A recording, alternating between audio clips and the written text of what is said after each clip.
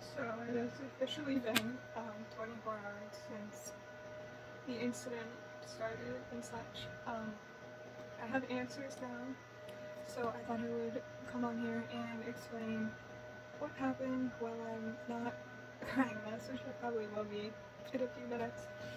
Um, so essentially what happened was we woke up, the dog was fine.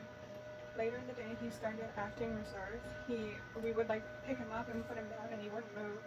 But there was no sign he was in pain or anything, and he didn't really seem to want, like, he just didn't seem to care. It was like, okay, you're touching me, And then, an hour after that, he started, like, I don't know, it was so weird. He started, like, breathing really heavy but not panting. To this point, I was like, oh, maybe he's, like, sick to his stomach and got into something. But he didn't vomit, he wasn't puking, nothing.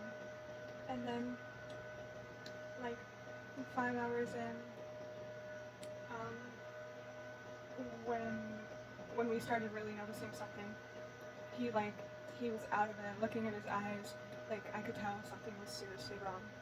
So when I grabbed the phone, I called a taxi company. Sorry, we don't accept dogs.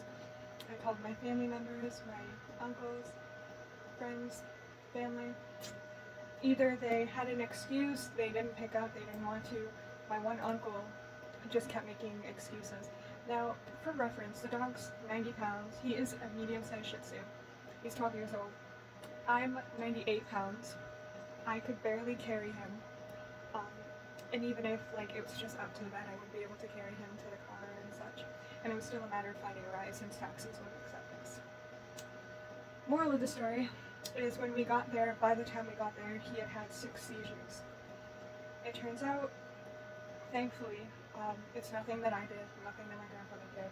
He just died of old age. The vet said she can't give us a 100% on what it is unless we pay the $1,500 for the autopsy. I already paid $1,000 and I didn't have $1,000 to pay. I used my credit card, so I already was like, I want to know, but like, I can't afford it.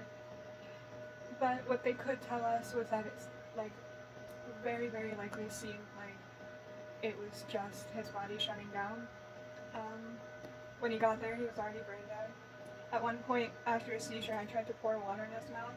Like, I had a spray bottle and I was trying to spray water in his mouth. Again, he wasn't panting or anything, and his mouth was just, like, open a little bit, and he was breathing, like, actually, I'll show the videos at the end of this, so trigger warning, I'll put the videos at the end of this of how the dog was acting, and just so people can understand if this is going on with your dog, if you notice the signs. That being said, the vet told us even if we brought him in when he showed the signs in the first hour where he wasn't really reacting, didn't really look at us, wasn't responding. She said that at that point his brain was already giving up and that there was nothing they could have done. I do wish, and it doesn't change the fact that none of these people in my life who claim to be there for me was not there at the most detrimental moment of my life. And listen, I understand people are going to say it's just a pet, but that was my grandfather's baby. That's what kept him going. Like, seeing my grandfather heartbroken like that, and like, he was laying on the floor with the dog, begging the dog not to leave him. And the vet said normally dogs do not stay in that period that long, because it's 5 hours, normally they die within an hour or two. And he said he must have really loved us because he kept hanging on. But last night was rough. It was the first night without the dog, and I stayed up all night because I felt guilty about going to bed. So, I don't know, I didn't want to leave my grandfather alone. And that's going to be on my mind every time I leave him alone in this house. Being a caretaker is not fun. But now I know when he passes, not to call. Anyways, here are the videos of the dog. Trigger warning.